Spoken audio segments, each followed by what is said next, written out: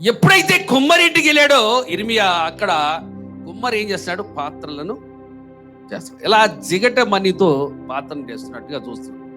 అయితే అది విడిపోయినటువంటి సందర్భంలో దాన్ని మళ్ళా తీసి ఏం చేస్తున్నాడు?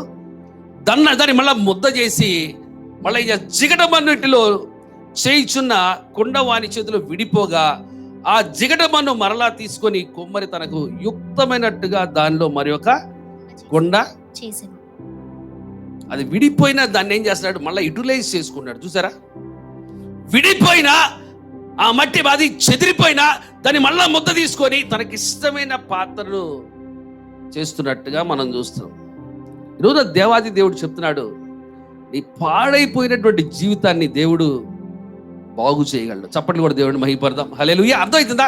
నీ పాడైపోయినటువంటి జీవితాన్ని నీ దేవుడు నీ పాడైపోయినటువంటి జీవితాన్ని మార్చేటువంటి శక్తిమంతుడని అబ్రాహాముగా మార్చినటువంటి దేవుడు.